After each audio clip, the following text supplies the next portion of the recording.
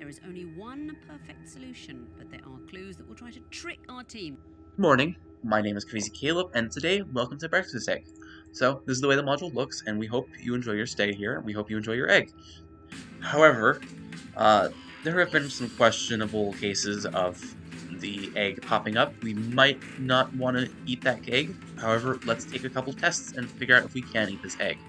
So, what our goal is we're disarming our breakfast here and deciding whether the egg is a good idea to eat or if we're going to be trashing it. And we're going to be using the tables below to figure out if it's a good idea. So, what exactly do we need to do? We obviously can do a 50-50 chance and just be like, yum or yuck, which one we want to do. But there is a couple of actual work to it to make our lives a little bit easier. So, obviously yum is going to be making us eat the egg, and yuck is going to be us trashing it. But we're going to be, if we press the wrong button, will result in a strike, and the new egg will be served. So we're going to use the color of the plate in Table E to figure out the egg's manufacturer. So we want to figure out the egg's manufacturer first. And this is going to be based off a series of calculations. So the first thing that we need to figure out is the color of the plate. The color of the plate sort of looks like a cyan tealish, which we have a couple options here. Slate gray, definitely not. Lavender, no. Pale teal, tea, is more like it. That's what it looks like.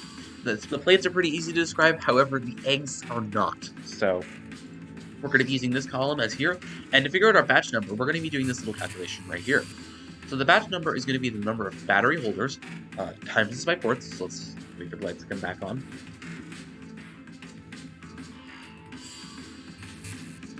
So the number of battery holders plus times ports. So it's going to be one battery holder times 1, 2, 3, 4.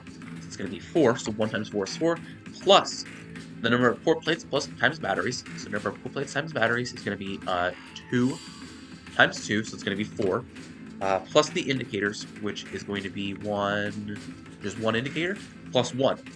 So 4 plus 4 plus 1 plus 1, and we're going to do that. 4 plus 4 is going to be 8, plus the 2 from the 2 ones here is going to be 10. And now what we're going to do is simply just going to modular form. Pretty straightforward, which is going to give us a 2. And this is going to be the name of our manufacturer, which is going to be TNT. We're going to be using this column here to figure this out. And now what we need to do is there is going to be 2 yolk colors in the center here, and we can figure that out by tilting this module around to figure this out. So, we currently have on the module that we can see here, this is a crimson color. This is a very dark red, sort of brick-like color, and we know for a fact that we have crimson here, right here. So, one of the things here, the color changes when the egg is tilted, and a row that states at least one of the yolk colors is valid. So we can highlight everything that contains a crimson color. Next up, we need to figure out our second color here, and it actually looks like a pink right there. It looks more like a pink than anything else. So this is going to be a pink, so we can highlight everything with pink. The other colors are petrol, lime, cyan, and beige. So now what our goal is we need to figure out where our actual egg is on this little table here. Now, another thing that's very important to note, and it's very tricky, what makes this module tricky on voice, is that the egg might be rotated on the plate due to hastily serving. This is perfectly fine, and it should not result in trashing the egg, keep that in mind. So there is the possibility of it being rotated, which in this case, it is. So, it's not quite this egg, it's very close though. It's this one right here. Note that it's upside down from what it looks like on the actual table here. As we can see here, we have that little bump on the left side instead of the right, and we have it little sort of curving in on the left side here, which is curving in on the right side. So this is the egg that we're looking at. Now, how exactly do we determine whether this egg is edible? An egg is edible if its shape matches one of the yolk colors and the manufacturer, or neither of those cases apply. So, taking a look here, the egg yolk does not match the egg that we currently have right now, does not match the manufacturer or the colors that we have that would be considered valid. So in this case, this is a or neither of those apply. So this is going to be a yum. So we can actually eat this egg because it's edible. And just like that is a solved module. Let's take a look at one more example. This module is pretty straightforward with what it asks you to do. However, we have to keep it in mind that the colors can be a little bit tricky to do. Petrol color, I forget what the actual